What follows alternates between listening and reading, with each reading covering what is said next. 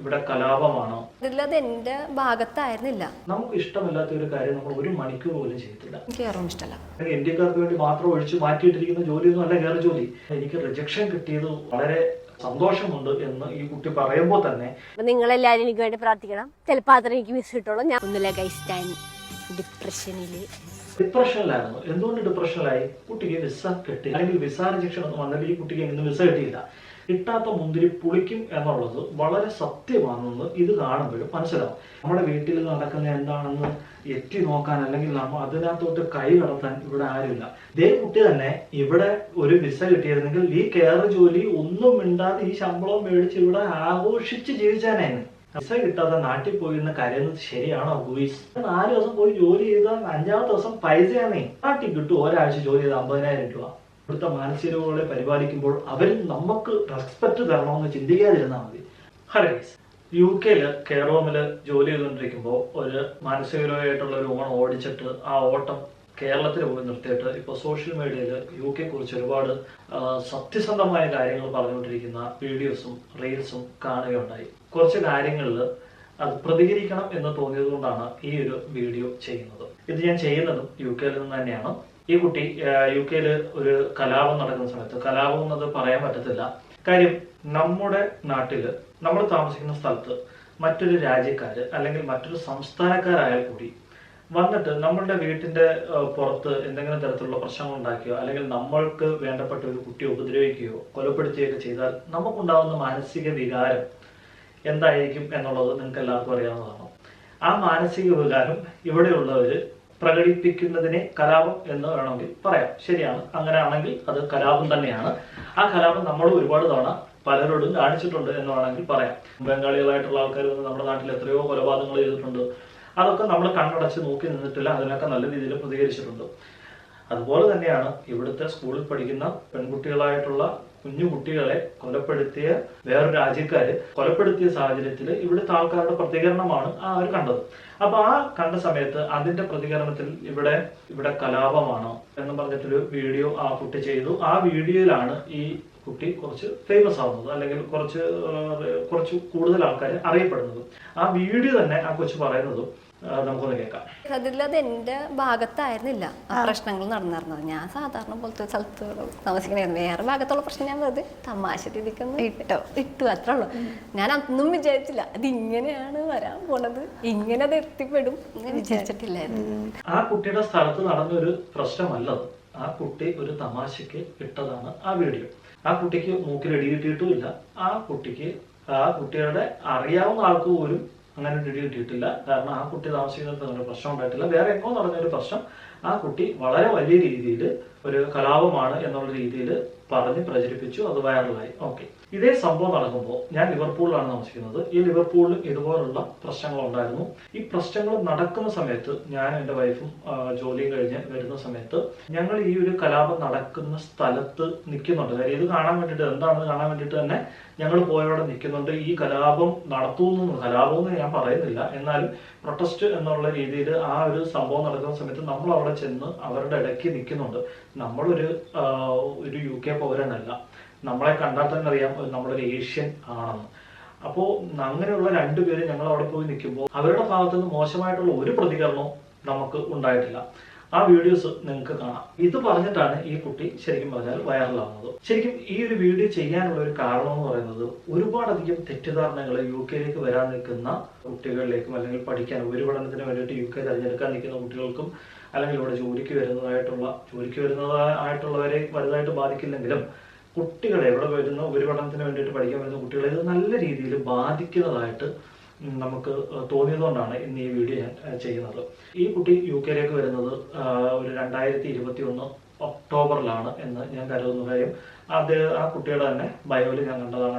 IBM എന്ന് പറയുന്ന course പഠിക്കാനാണ് കണ്ടുവന്നത്. ആ കുട്ടി ബിസിനസ് തന്നെ ഡിഗ്രി പഠിച്ചതുകൊണ്ട് IBM എന്ന് പറയുന്ന കോഴ്സ് ഇവിടെ എടുത്തു വന്നതാണ്. IBM എന്ന കോഴ്സിനെ തന്നെ ഈ കുട്ടി കുറ്റം പറയുന്നത് ശരിയാണ്. ഒരുപാടധികം ആൾക്കാരും IBM എന്ന് പറയുന്ന കോഴ്സ് എടുത്തിട്ട് ഇങ്ങോട്ട് വരുന്നവരാണ്. അതിൽ ഭൂരിഭാഗം പങ്കും നമ്മുടെ നാട്ടിലെ ഏജൻസികൾക്കാണ്. കാര്യം UK കിട്ടാൻ എളുപ്പമുള്ളതും ഫീസ് കുറവുള്ളതുമായിട്ടുള്ള കോഴ്സുകളാണ് IBM എന്ന് പറയുന്ന കോഴ്സ്. ആ IBM എന്ന് പറയുന്ന കോഴ്സിന് ഇവിടെ വന്നു കഴിഞ്ഞാൽ ഒരു സാധ്യതയും ഇല്ലെന്നുള്ളത് സത്യമാണ്. പിന്നെ സാധ്യതയുണ്ട്, അത് കണ്ടെത്തുന്ന വേ അനുസരിച്ചിരിക്കും, അല്ലെങ്കിൽ നമ്മളുടെ ഓരോ ജോലി കണ്ടെത്തുന്നത് നമ്മുടെ കഴിവിനെയാണ്, നമ്മുടെ കഴിവുപോലിരിക്കും, അത് വെച്ച് ജോലി കിട്ടുമോ ഇല്ലയോ എന്നുള്ള കാര്യത്തിൽ. അപ്പോൾ ഈ കുട്ടി 2022 ഇവിടെ വന്നു. ഈ കുട്ടി 2023 ഗ്രാജുവേറ്റ് ആയിട്ടുണ്ട്. 1 വർഷത്തെ കോഴ്സാണ്. അതുപോലെ ഗ്രാജുവേഷൻ സെറമണിക്കൊക്കെ പിന്നെ സമയമെടുക്കും. അപ്പം 2023 ഫെബ്രുവരി 14 ഗ്രാജുവേഷൻ്റെ ഒരു ഫോട്ടോയും ഈ കുട്ടിയുടെ ഇൻസ്റ്റാഗ്രാമിൽ പോസ്റ്റ് ചെയ്തിട്ടുണ്ട്. അപ്പോൾ 1 വർഷം കഴിഞ്ഞിട്ട് PSW എടുത്തിട്ടുണ്ടായിരിക്കും. PSW എന്ന് പറഞ്ഞാൽ ഗ്രാജുവേഷൻ വിസയാണ്. കാര്യം സ്റ്റേ ബാക്ക് എന്ന് വേണമെങ്കിൽ പറയാം. 1 വർഷം കഴിഞ്ഞിട്ട് 2 വർഷത്തേക്കുള്ള സ്റ്റേ ബാക്ക് എടുത്തിട്ടുണ്ട്. ഈ സ്റ്റേ ബാക്ക് ഈ പറഞ്ഞ 2027 ഡിസംബറോടുകൂടി കഴിഞ്ഞിട്ടുണ്ട് ആ കുട്ടിയുടെ. ഈ കുട്ടി ഈ സമയത്ത് നമ്മുടെ UK ഒരുപാടധികം ജോലികൾ ചെയ്തിട്ടുണ്ട് എന്ന് പറയുന്നുണ്ട്. ഇപ്പോൾ IBM എന്ന് പറയുന്ന ഒരു കോഴ്സിൽ ഇവിടെ വന്ന് ചെയ്യാൻ പറ്റുന്ന ജോലികളെന്ന് പറഞ്ഞാൽ അങ്ങനെ പെട്ടെന്ന് കയറി ഒരു ജോലി കിട്ടുന്ന സാധ്യത ഇവിടെ ഇല്ല. IBM എന്ന് പറയുന്ന കോഴ്സ് വെച്ചിട്ടോ അല്ലെങ്കിൽ നിങ്ങൾ പഠിക്കാൻ വരുന്ന കോഴ്സ് വെച്ചിട്ടോ ഇവിടെ അങ്ങനെ ഒരു ജോലി പെട്ടെന്ന് കിട്ടാൻ പോകുന്നില്ല. ഇപ്പോൾ ഇവിടെ വരുന്ന കുട്ടികൾ ഏറ്റവും കൂടുതൽ പോകുന്ന ജോലികളോ ഒന്ന് പെട്ടെന്ന് കിട്ടാൻ സാധ്യതയുള്ള ജോലികൾ എന്ന് പറഞ്ഞാൽ ഇതുപോലെ റെസ്റ്റോറൻറ്റ് ജോലികൾ, അതുപോലെ തന്നെ വെയർ ഹൗസ് ജോബുകൾ, അതുപോലെ തന്നെ കെയർ ഹോം ജോബുകൾ, ഇങ്ങനെയുള്ള ജോബുകളാണ് പെട്ടെന്ന് കിട്ടാൻ സാധ്യതയുള്ളതും. അതുകൊണ്ട് തന്നെ കുട്ടികളെല്ലാം അല്ലെങ്കിൽ ഇവിടെ വരുന്ന ആൾക്കാരെല്ലാം പെട്ടെന്ന് പോകുന്നത് ഈ ജോലികൾക്കാണ്. ഈ കുട്ടി ഇതുപോലെ വന്ന് റെസ്റ്റോറൻറ്റുകളിലെല്ലാം ജോലിക്ക് പോയിട്ടുണ്ട്. റെസ്റ്റോറൻറ്റുകളിലുണ്ടായ അനുഭവങ്ങളെ കുറിച്ചൊക്കെ ഈ കൊച്ച് പറയുന്നുണ്ട്. അതൊക്കെ ഏകദേശം ശരിയായിരിക്കാം. റെസ്റ്റോറൻറ്റുകളിലൊക്കെ ഇത് തന്നെയാണ് നടക്കുന്നത്.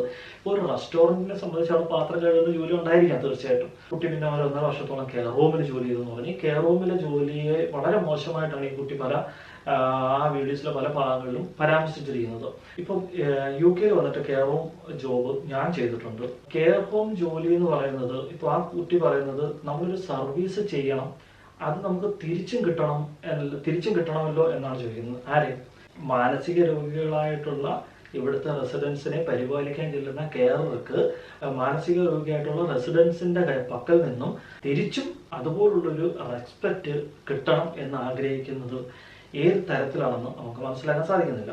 പിന്നെ ഈ ഒരു ദിവസം മുഴുവൻ ഈ ഒരു കെയർ റൂമിലിട്ട് ഒരു അമ്മ ഓടിച്ചു എന്ന് പറയുന്നത് വളരെ അസംബന്ധമാണ്, വളരെ ചുമ്മാ പറയുകയാണ് എന്നുള്ളതല്ലാതെ ഇതിനകത്തൊന്നും ഒരു വസ്തുതയുമില്ല. അങ്ങ് കെയർ റൂമിലൊക്കെ നമ്മൾ ഒരുപാട് ജോലി ചെയ്തിട്ടുണ്ട്. കെയർ റൂമിലുള്ള സിറ്റുവേഷൻസ് ഒക്കെ നമുക്കറിയാം.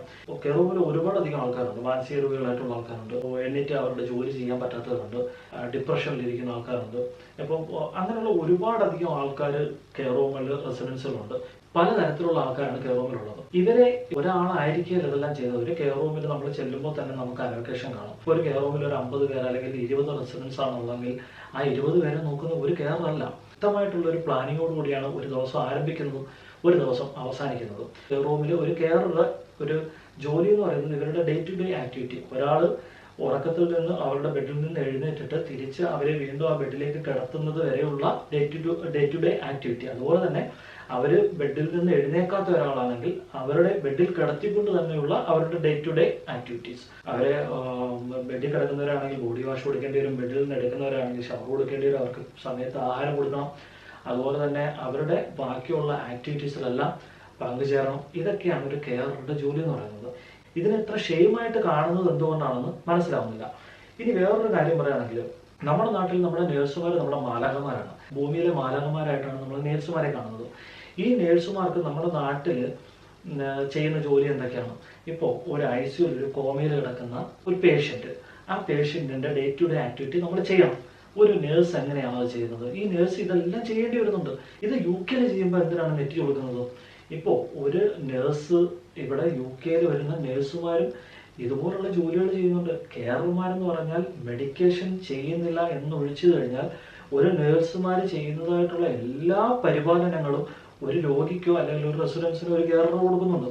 അപ്പോൾ നെറ്റ് ചുളിക്കാൻ വേണ്ടിയിട്ടോ അല്ലെങ്കിൽ ഇത്ര സഹിക്കാൻ പറ്റാത്ത രീതിയിലുള്ള ജോലിയൊന്നും കെയർ മേഖലയിലില്ല.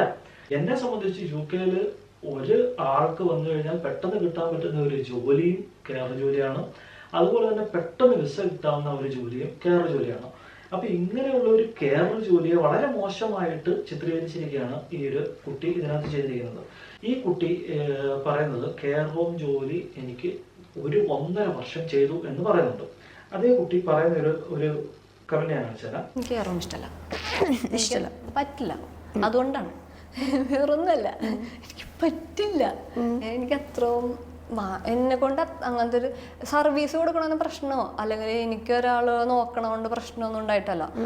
നോക്കാനും എല്ലാത്തിനും എനിക്കറിയാം. ഇപ്പൊ നമ്മുടെ പാരന്റ്സ് വയസ്സാക്കി ഉണ്ടാലും നമ്മൾ നോക്കേണ്ടി വരും. അതുപോലെ ഞാൻ കരുതി കയറിയത്. പക്ഷെ അതേ ഇത് നമുക്ക് തിരിച്ച് കിട്ടണ്ടേ. ഈ കുട്ടി 1.5 വർഷത്തോളം കെയർ മേഖലയിൽ ജോലി ചെയ്തെന്ന് പറയുന്നു. നമുക്ക് ഇഷ്ടമില്ലാത്ത ഒരു കാര്യം നമ്മൾ 1 മണിക്കൂർ പോലും ചെയ്യില്ല. ഈ കുട്ടി 1.5 വർഷം അവിടെ ജോലി ചെയ്യുകയും അത് കഴിഞ്ഞിട്ട് ഇത് മടുത്ത് അല്ലെങ്കിൽ ഒന്നെങ്കിൽ ഈ കുട്ടിക്ക് അത് മടുത്തിട്ട് ഒഴിവായി മാറിയതായിരിക്കാം. പക്ഷെ എത്രയോ മലയാളികൾ അല്ലെങ്കിൽ എത്രയോ ഇവിടുത്തെ ആൾക്കാർ, UK റെസിഡൻസ് ആയിട്ടുള്ള ആൾക്കാർ കെയറായിട്ട് വർക്ക് ചെയ്യുന്നുണ്ടെന്നറിയോ? അതൊന്നും ആരും ഇന്നും പറഞ്ഞിട്ടില്ല. ഇവിടുത്തെ UK റെസിഡൻസ് ആയിട്ടുള്ള നഴ്സുമാരും അതുപോലെ തന്നെ കെയർമാരും പല കെയർ റൂമുകളിലും ഇവിടുത്തെ NHSലും ഇവിടുത്തെ ഗവൺമെന്റ് ഹോസ്പിറ്റലുകളിലൊക്കെ വർക്ക് ചെയ്യുന്നുണ്ട്. അതൊന്നും ആരും പറഞ്ഞില്ല. മലയാളികൾ മാത്രം വന്ന് കെയർ റൂമിൽ ജോലികൾ ചെയ്യാൻ മലയാളികൾ മാത്രം ഉള്ള ഒരു കുത്തകയൊന്നും അല്ല, അല്ലെങ്കിൽ മലയാളികൾ മാത്രം ഒഴിച്ചു വെച്ചിരിക്കുന്ന ജോലി, അല്ലെങ്കിൽ ഇന്ത്യക്കാർക്ക് വേണ്ടി മാത്രം ഒഴിച്ചു മാറ്റിയിട്ടിരിക്കുന്ന ജോലിയൊന്നും അല്ല കെയർ ജോലി. കെയർ ജോലി ചെയ്യാൻ പല രാജ്യത്തു നിന്നും, ഇപ്പോൾ അറബ് കൺട്രികളിൽ നിന്നായാലും മറ്റ് യൂറോപ്യൻ കൺട്രികളിൽ നിന്നായാലും പല രാജ്യങ്ങളിൽ നിന്നും ആൾക്കാർ കെയർ മേഖലയിൽ ജോലി ചെയ്യുന്നുണ്ട് നമ്മുടെ UK. അപ്പോൾ UK നിന്ന് മാത്രമല്ല, ലോകത്തെമ്പാടുമുള്ള കെയർ മേഖലയിലൊക്കെ എല്ലാ രാജ്യത്തുള്ള ആൾക്കാരും വന്ന് ജോലി ചെയ്യുന്നുണ്ട്. അപ്പോൾ മലയാളികളുടെ മാത്രം ഒരു കുത്തകയൊന്നുമല്ല കെയർ റൂം എന്ന് പറയുന്നത്. ഈ കെയർ റൂമിനെ വളരെ മോശമായിട്ട് ചിത്രീകരിച്ചിട്ടാണ് ഈ ഒരു കാര്യം ഞാൻ ഈ കുട്ടിയോട് പറയുന്നത്.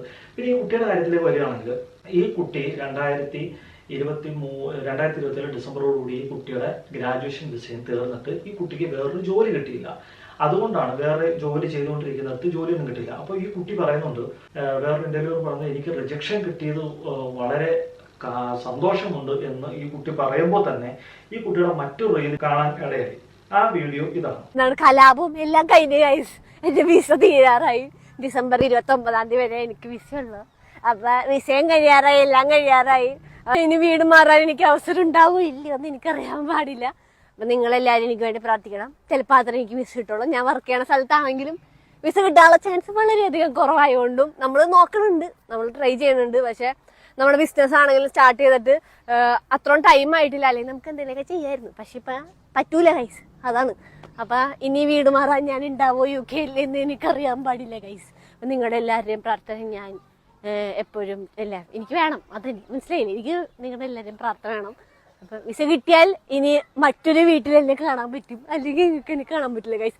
അപ്പോ നിങ്ങളുടെ എല്ലാവരുടെയും പ്രാർത്ഥന എനിക്ക് വേണമെന്ന് പറയുമ്പോൾ കുട്ടി UK നിൽക്കാൻ ആഗ്രഹിക്കുന്നുണ്ട്.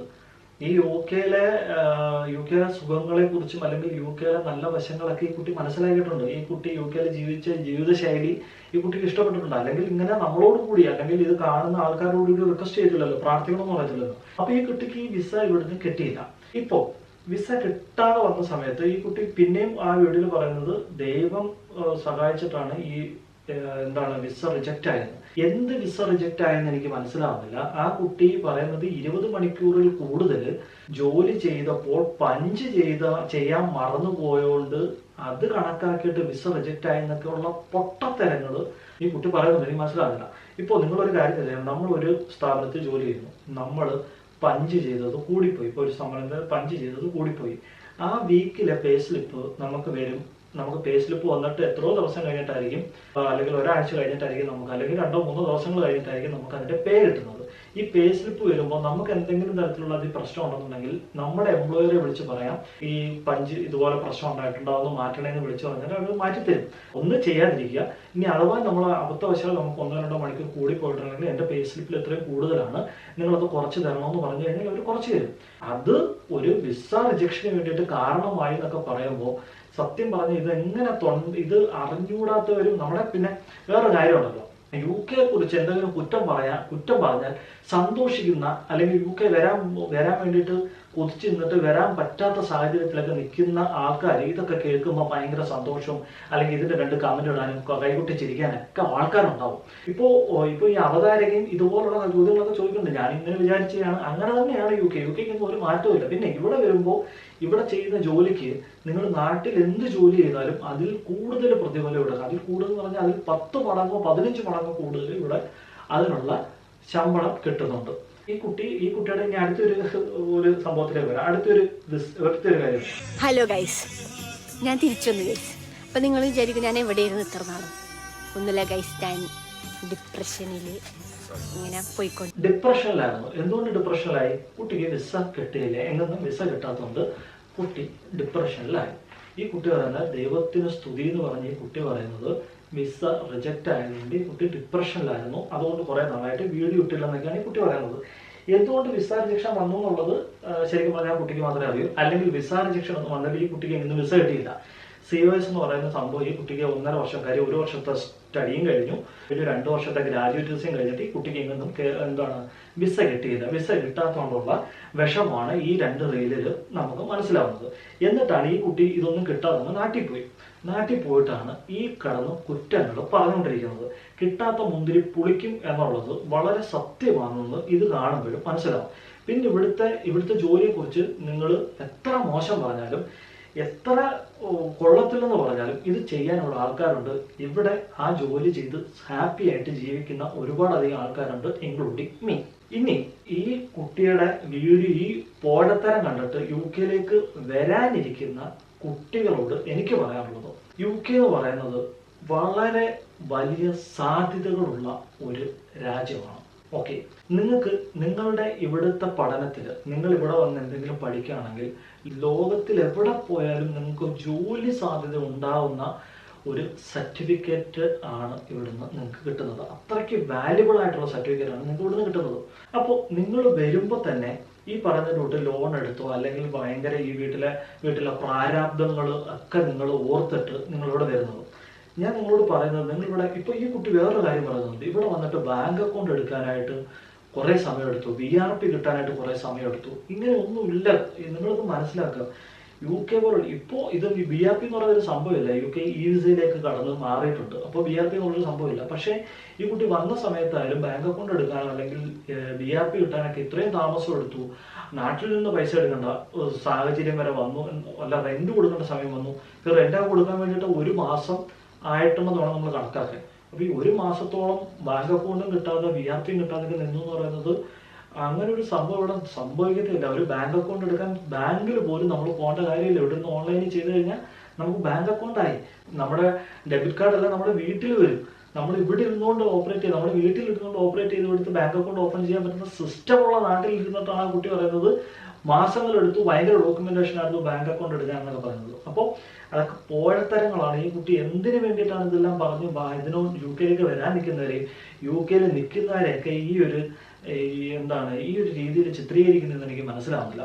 അപ്പോൾ ഇവിടെ ഇങ്ങോട്ട് വരാനുള്ള കുട്ടികളോട് അല്ലെങ്കിൽ സ്റ്റുഡൻസിനോട് ഞാൻ പറയുന്നത്, നിങ്ങൾ ഇവിടെ വന്ന് പഠിച്ചു കഴിഞ്ഞാൽ നിങ്ങൾ മനസ്സിലാക്കുന്നത് ജീവിതത്തിൽ എവിടെ പോയാലും നിങ്ങൾ ജീവിക്കാൻ പറ്റുന്ന പാപത്തിൽ അല്ലെങ്കിൽ ജീവിതത്തിൽ എവിടെ പോയാലും നിങ്ങൾ തളരുകയല്ല. നിങ്ങൾക്ക് എന്ത് ജോലി ചെയ്യാനുള്ള ഒരു മനസ്സുണ്ടാവും. നിങ്ങൾ ചെറിയ പ്രായത്തിൽ തന്നെ നിങ്ങൾ പൈസ കാൽക്കുലേറ്റ് ചെയ്യാനും പൈസ കൈകാര്യം ചെയ്യാൻ പഠിക്കും. നിങ്ങൾ നല്ല മണി ഏൺ ചെയ്യും. നിങ്ങളുടെ ജീവിതത്തിൽ എന്തെങ്കിലും സമ്പാദിക്കാൻ സാധിക്കും. പിന്നെ ഇവിടെ വരുമ്പോൾ നിങ്ങൾ ശ്രദ്ധിക്കേണ്ട കാര്യം എന്ന് പറഞ്ഞാൽ നിങ്ങൾക്കൊരു മേഖല നിങ്ങൾക്കുണ്ടായിരിക്കും. നിങ്ങൾ പഠിച്ച ഒരു മേഖല ഉണ്ടായിരിക്കും. ആ മേഖല കൈവിടാതെ നിങ്ങൾ അതിനെ കോൺസെൻട്രേറ്റ് ചെയ്ത് പൊയ്ക്കൊണ്ടേയിരിക്കുക. ഇപ്പോൾ ജോലി വന്ന ഉടനെ ചിലപ്പോൾ നമ്മൾ കെയർ ഹോം ജോലിക്കായിരിക്കും പോകേണ്ടി വരുന്നത്, അല്ലെങ്കിൽ ഏതെങ്കിലും വെയർ ഹോം ജോബിനായിരിക്കും പോകേണ്ടിയിരിക്കുന്നത്. കാരണം നമുക്ക് 20 മണിക്കൂർ നമുക്ക് ജോലി ചെയ്യാൻ പറ്റും പഠിക്കുന്ന സമയത്ത്. അപ്പോൾ പഠിക്കുന്ന സമയത്ത് നമ്മൾ ഈ ജോലിക്കൊക്കെ പോകും. 1 വർഷം നമ്മൾ ആ ജോലിക്ക് പോയി. ഈ 1 വർഷത്തിന് ശേഷം നമ്മൾ ഗ്രാജുവേറ്റ് വിസ കഴിഞ്ഞു കഴിഞ്ഞാൽ പിന്നെ നമ്മൾ ചിന്തിക്കേണ്ടത് 2 വർഷമാണ് നമ്മുടെ ടൈം നമ്മുടെ കയ്യിലുള്ളത്. എനിക്ക് ഇവിടുന്ന് വിസ കിട്ടാൻ സാധ്യതയുള്ള ഒരു ജോലിയിൽ വേണം എനിക്ക് കയറാനുള്ള ഒരു ചിന്ത എപ്പോഴും മനസ്സിലുണ്ടായിരിക്കണം.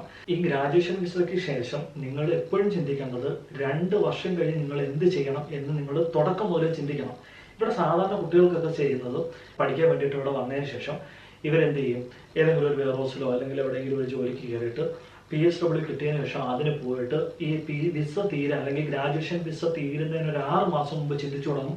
6 മാസം കൂടെ അല്ലേ ഉള്ളൂ എൻ്റെ എനിക്ക് വിസ തീരാൻ പോവാണല്ലോ, എനിക്ക് ഇനി ജോലി കിട്ടത്തില്ലല്ലോ, ഞാൻ എവിടെ ജോലി കിട്ടും, അങ്ങനെ ചിന്തിച്ചിട്ട് കാര്യമില്ല. വളരെ പ്ലാൻഡ് ആയിട്ട് നമ്മളത് ചിന്തിച്ച് ഗ്രാജുവേഷൻ വിസ സ്റ്റാർട്ട് ചെയ്യുമ്പോൾ തന്നെ നമുക്കിവിടെ വിസ അടിക്കാൻ പറ്റുന്നതായിട്ടുള്ള അല്ലെങ്കിൽ ഇവിടെ ഒരു COS കിട്ടുന്ന രീതിയിലുള്ള ജോലിയിലേക്ക് നമ്മൾ കയറാൻ ശ്രദ്ധിക്കുക. നിങ്ങൾ പഠിച്ചതുമായിട്ട് ബന്ധപ്പെട്ട് എന്തെങ്കിലും ആഡഡ് കോഴ്സുകൾ ചെയ്ത് കഴിഞ്ഞാൽ ആ ഒരു സർട്ടിഫിക്കറ്റിന് വാല്യൂ ഉണ്ടെങ്കിൽ അത് ഉണ്ടാക്കിയെടുക്കുക.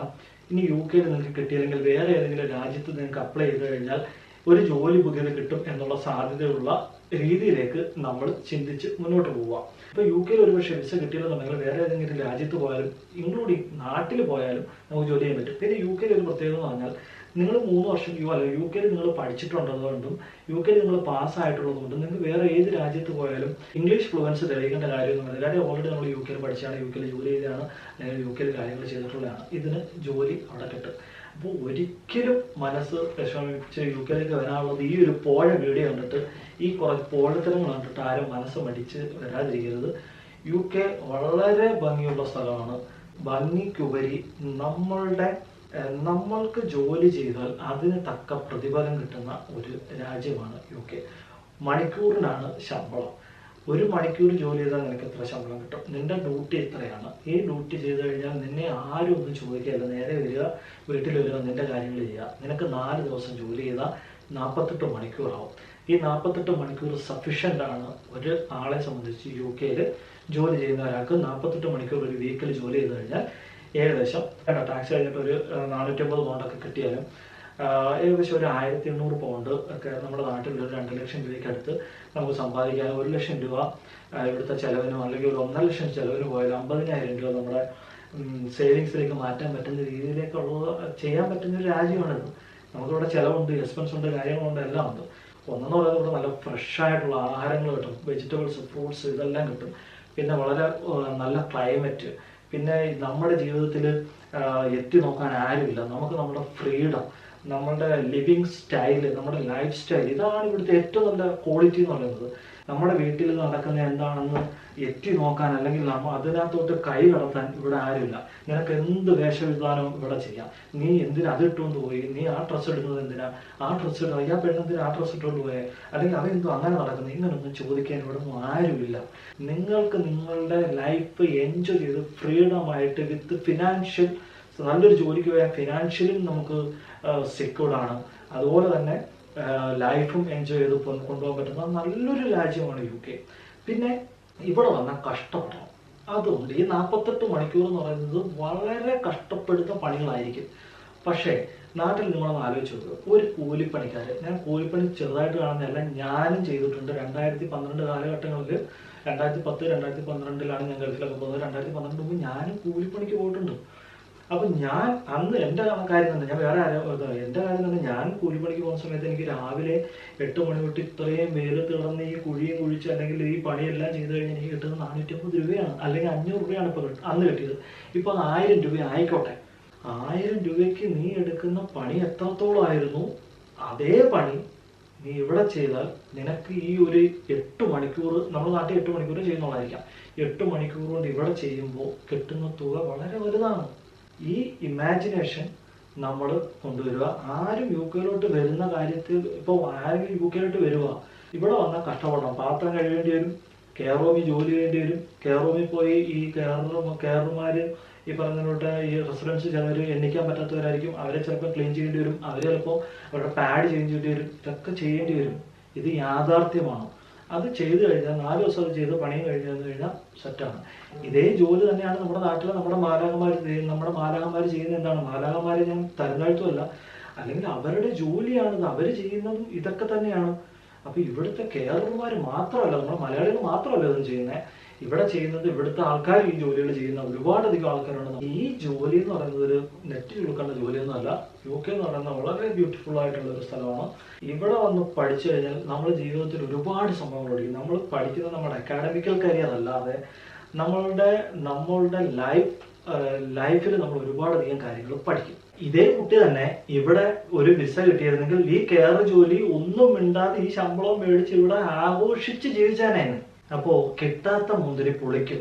അപ്പോ വിസ കിട്ടാതെ നാട്ടിൽ പോയിരുന്ന കരയുന്നത് ശരിയാണോ ഗുയിസ്? ശരിയല്ല ഗുയിസ്. അങ്ങനെ കിട്ടിയിരുന്നെങ്കിൽ ഈ കുട്ടി ഇവിടെ വളരെ ഹാപ്പി ആയിട്ട് ഇവിടുത്തെ കാര്യങ്ങളൊക്കെ നോക്കി അത് അടിപൊളിയായിട്ട് ഇവിടെ ജീവിച്ചു പോകാനെ. അപ്പൊ കിട്ടാത്ത മുന്തിരി പൊളിക്കും. അപ്പോൾ COS ഒന്നും കിട്ടാത്തത് കൊണ്ട് യു കെയില് ഇന്ന ജോലി മോശമാണ്, ആ ജോലി മോശമാണെന്ന് നാട്ടിൽ പോയിരുന്നു. ഇങ്ങനെ നീ നിന്റെ ജോലി ചെയ്യ്. നിനക്ക് നല്ലൊരു ബിസിനസ് റൺ ചെയ്യാൻ ബിസിനസ് പഠിച്ചിട്ടുണ്ടെങ്കിൽ ബിസിനസ് മാനേജ് ചെയ്യാനൊക്കെ പറ്റുന്നുണ്ടെങ്കിൽ നീ നിന്റെ ജോലി ചെയ്തുകൊണ്ട് പോയിക്കൊണ്ടേയിരിക്കുക. അല്ലാതെ ഒരു രാജ്യത്ത് വന്നിട്ട് ഇവിടെ ജോലി കിട്ടാതെ വന്നപ്പോൾ ഇവിടുത്തെ രാജ്യക്കാർ മൊത്തം അല്ലെങ്കിൽ ഇവിടെ ജോലി ചെയ്യുന്നവർ മൊത്തം മറ്റേ ഊളപ്പണിയാണ് ഇവിടെ ചെയ്തുകൊണ്ടിരിക്കുന്നത് പറയുന്നത് ശരിയാണോ ഗൈസ്? ശരിയല്ല ഗൈസ്. അപ്പോൾ ഇവിടെ ജോലി ചെയ്യുന്നവർ വളരെ മാന്യമായിട്ട് ജോലി ചെയ്ത് ജീവിക്കുന്നവരാണ്. ഇവരുടെ ലൈഫ് സ്റ്റൈല് വളരെ വലുതാണ്, ഇവിടുത്തെ കൾച്ചർ വളരെ വലുതാണ്. വളരെ മോശമായിട്ട് UK ജോലികളെയൊക്കെ വളരെ മോശമായിട്ട് ജോലി ഉണ്ടെന്നേ. ഇത് ഈ മലയാളികൾ മാത്രമല്ല ചെയ്യുന്നത്, എല്ലാവരും ചെയ്യുന്നുണ്ടെന്നേ. ഇവിടുത്തെ ആൾക്കാർ ഈ ജോലിയൊക്കെ ഇവിടുത്തെ ആൾക്കാർ നിങ്ങൾ ചിന്തിക്കാൻ പറ്റുമോ? ഞാൻ ഒരു കാര്യം പറയാം. ഇവിടുത്തെ UK സിറ്റിസൺ ആയിട്ടുള്ള ഒരാൾ പെയിന്റിങ് പണിക്ക് പോകുന്ന ഒരാൾ, ആ യൂണിഫോം അപ്പോൾ പെയിന്റിങ് പണിക്ക് പോകുമ്പോൾ നമ്മളൊരു ജാക്കറ്റ് അല്ലെങ്കിൽ അവരുടെ കവറോൾ എന്നൊക്കെ വേണമെങ്കിൽ പറയാം, കാര്യം കവറോളൊക്കെ ഇട്ടുണ്ടായിരിക്കും ഒരു ജോലിക്ക് വന്നത്. ഇതും ആസകലം പെയിന്റ് ആയിരിക്കും, അവർ ആസകലം പെയിന്റ് ആയിരിക്കും. ഇവർ ഷോപ്പിങ്ങിന് വരുന്ന ഇതേ ഡ്രസ്സ് ഇട്ടുണ്ടാകും, മനസ്സിലായോ? ഇതേ ഡ്രസ്സ് നിങ്ങൾ എത്ര പേര് നമ്മൾ ജോലി ചെയ്ത് കഴിഞ്ഞാൽ നമ്മൾ തന്നെ ഏതെങ്കിലും ജോലിക്ക് പോയി കഴിഞ്ഞാൽ ആ ജോലി കഴിഞ്ഞ് നമ്മൾ ടിപ്പ് ടോപ്പായിട്ട് പുറത്തിറങ്ങത്തുള്ളൂ അല്ലേ? ഇവിടുത്തെ കൾച്ചർ ഇതാണ്. ഇവിടെ ഇതൊന്നും ആരും ചിന്തിക്കാൻ നീ എന്തോ പഠിക്കാൻ പോയെന്നോ അല്ലെങ്കിൽ നീ എന്ത് ചെയ്തെന്നോ ഇതൊന്നും വരെ. End of the day money. തിങ്കൾ മുതൽ വെള്ളിയാഴ്ച വൈകിട്ട് വരെ പണിക്ക് പോവും, വെള്ളി ശനി ഞായർ എൻജോയ് ചെയ്യുക, അടിക്കുക ഉടിക്കുക കിടക്കുക, ഡാൻസ്, എൻജോയ്മെന്റ്, ലൈഫ് സെറ്റ്. ഇവിടെ താമസിക്കാൻ പറ്റത്തില്ല, കുശുമ്പ് വന്നിട്ട് ഒരു കാര്യമില്ല. ഇവിടെ എങ്ങനെയെങ്കിലും പിടിച്ചിരിക്കുക, ഇവിടെ എങ്ങനെയെങ്കിലും താമസിക്കുക, ഈ ലൈഫ് സ്റ്റൈല് ഉൾക്കൊള്ളുക, ഇവിടെ ജീവിക്കുക എന്നുള്ളതേ ഉള്ളൂ. ഇപ്പൊ നാട്ടിൽ തന്നെ എന്തെല്ലാം പ്രശ്നങ്ങളാണ്. ഇപ്പൊ കഞ്ചാവ്, ഡ്രഗ്സ്, ഇതെല്ലാം ഇവിടെ ഉണ്ട്, ഇല്ലെന്നൊന്നും പറയുന്നില്ല. പക്ഷെ ഇവിടേക്ക് ഉപയോഗിക്കുന്നവർ അത് വളരെ മാന്യമായിട്ട് കൈകാര്യം ചെയ്ത് പോകുന്നുണ്ട്. ഇവിടെ കഞ്ചാവ് ഒക്കെ സുലഭമാണ്. ഇവിടെ കഞ്ചാവൊക്കെ നല്ല രീതിയിൽ കിട്ടും. അടിക്കേണ്ടവൻ അടിക്കാം, വലിക്കേണ്ടവന് വലിക്കാം, കിട്ടും, കിട്ടേണ്ടവൻ എടുക്കാം, വലിക്കാം. അവൻ എൻജോയ് ചെയ്ത അവൻ്റെ വഴി. ഇവിടെ ഒന്നും വേറൊരുത്തൻ്റെ അവൻ്റെ കുതിരാറാണെന്നും ആരും വരത്തില്ല. കുതിരാറാൻ വരുന്നതിന് ഇവിടുത്തെ പോലീസുകാർ വിടത്തുമില്ല. അപ്പോൾ ഇവിടെ വന്ന് അവൻ്റെ കാര്യം നോക്കി അവനെ എൻജോയ് ചെയ്തങ്ങ് പോവുക. പിന്നെ നശിക്കേണ്ടവരെ നശിക്കാം. പെൺകുട്ടിയായാലും ആൺകുട്ടിയായാലും ജോലിക്കോ പഠിക്കാനോ ഇവിടെ വന്നു കഴിഞ്ഞാൽ നശിക്കേണ്ടവരെ ഏത് രീതിയിലും നശിക്കാം. ഏത് രീതിയിലും ഏത് ലെവലിൽ വേണമെങ്കിലും പോയി നശിക്കാൻ പറ്റും. ഏത് ലെവലിൽ നല്ല രീതിയിൽ ജീവിക്കാൻ പറ്റും. 2 വശങ്ങളുണ്ട്. വിസ കിട്ടാത്തതുകൊണ്ട് പോയി കൊതി പറയുന്നത് ശരിയല്ല ബോയ്സ്, അത് തെറ്റാണ്. അത് പ്രചരിപ്പിക്കാൻ UK വരാൻ അല്ലെങ്കിൽ UK ജോലി ചെയ്യുന്നവരെ ഒന്ന് ഇടിച്ചു താക്കാൻ ആഗ്രഹിച്ചിരിക്കുന്നവർ കുറേ കമന്റ് കൊടുക്കും. അങ്ങനെയുള്ളവരുടെ വായനോക്കുകളുണ്ട് ഇതിനകത്ത്. അവർ കുറച്ച് കമന്റ് കൊടുക്കും, അവർ കുറച്ച് സപ്പോർട്ടുമായിട്ടൊക്കെ വരും. ഒരു വേണ്ടകയില്ല.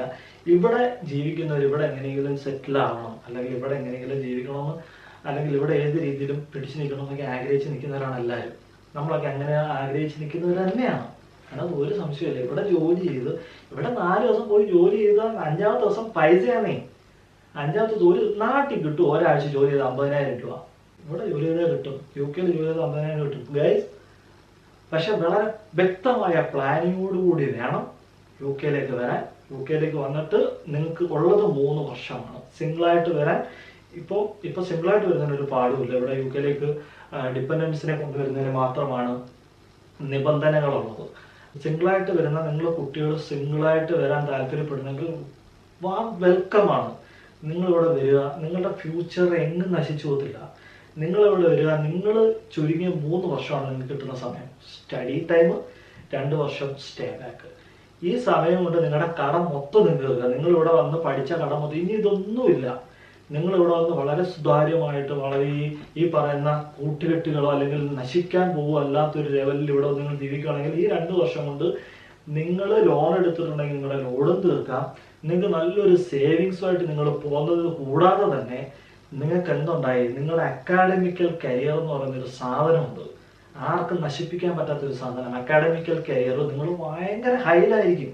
നിങ്ങൾ പഠിച്ചിരിക്കുന്നത് UK ഒരു യൂണിവേഴ്സിറ്റിയിൽ നിന്ന് നിങ്ങൾ ബിരുദാനന്തര ബിരുദം എടുത്ത ഒരു സ്റ്റുഡൻ്റ് ആണ്. അതുപോലെ തന്നെ നിങ്ങൾ ഏത് രാജ്യത്ത് പോയാലും ജീവിക്കാനും പണിയെടുക്കാനുള്ള സ്വന്തമായിട്ടുള്ള ഒരു പ്രാപ്തി നിങ്ങൾക്കുണ്ടാവും. നിങ്ങൾക്ക് ഏത് രാജ്യത്ത് വേണമെങ്കിലും പിന്നെ പോകാൻ പറ്റും വളരെ സുഗമമായിട്ട്. കാര്യം നിങ്ങളൊരു UK യൂണിവേഴ്സിറ്റിയിൽ പഠിച്ച ഒരാളാണ്.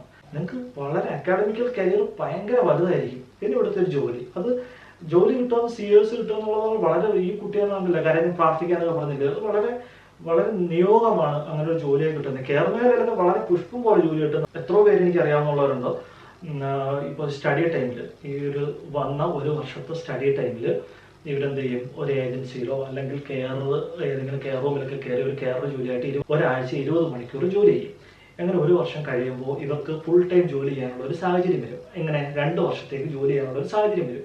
2 വർഷമാണല്ലോ ഗ്രാജുവേറ്റ് വിസ. ഈ 2 വർഷം ഇവർക്ക് 40 മണിക്കൂറിൽ കൂടുതൽ അല്ലെങ്കിൽ എത്ര മണിക്കൂർ വേണമെങ്കിലും ജോലി ചെയ്യാം. ഈ ഗ്രാജുവേഷൻ വിസയ്ക്ക് ഒരു നിബന്ധനയൊന്നുമില്ല, എത്ര മണിക്കൂർ ജോലി ചെയ്യാമെന്നുള്ള നിബന്ധനയൊന്നുമില്ല, എത്ര മണിക്കൂർ വേണമെങ്കിലും ജോലി ചെയ്യാം.